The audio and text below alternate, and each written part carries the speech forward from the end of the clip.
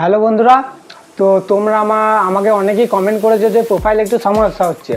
তো আমি কীভাবে সেই সমস্যাগুলো আমার প্রোফাইলে হয়েছে তখন আমি কীভাবে ঠিক করেছি সেগুলো হচ্ছে আমি তোমাদেরকে শেয়ার করব।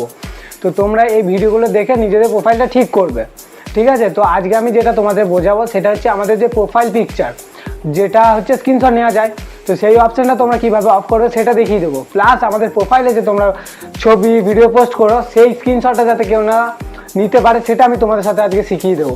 তো চলো বেশি না কথা বলে ভিডিওটা স্ক্রিন শেয়ারে যাওয়া যাক, আর ভালো লাগলে লাইক কমেন্ট শেয়ার করে দিও। তো বন্ধুরা, ফার্স্টে আমি তোমাদের সাথে শেয়ার করব হচ্ছে ফেসবুক প্রোফাইলের ছবিটা যাতে কেউ না স্ক্রিনশট নিতে পারে। তো তোমরা প্রথমেই চলে যাবে তোমাদের ফেসবুক প্রোফাইলে।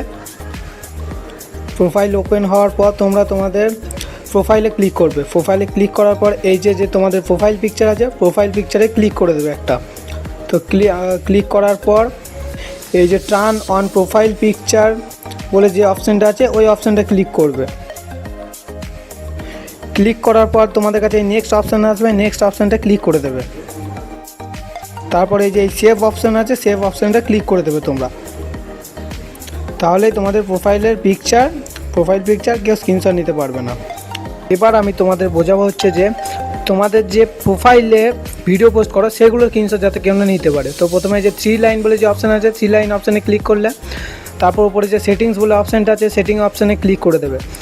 এই যে সেটিং অপশানে ক্লিক করার পর একটু ওপর দিয়ে স্ক্রল করে আসবে। তারপর তোমরা দেখতে পাবে এই যে স্টোরিজ অপশানে ক্লিক করবে। করার পর এখানে দেখতে পাচ্ছ যে allow other to share your public stories to their one story, এই অপশানটা তোমরা অন করে নেবে। তাহলে তোমাদের প্রোফাইলের যে স্টোরি বা ভিডিও পোস্ট করো সেটার স্ক্রিনশট কেউ নিতে পারবে না। তো ভিডিওটা ভালো লাগলে লাইক কমেন্ট শেয়ার করে দেবে। আমি এইভাবেই ফেসবুকে নিউ আপডেট তোমাদের সাথে শেয়ার করতে থাকবো।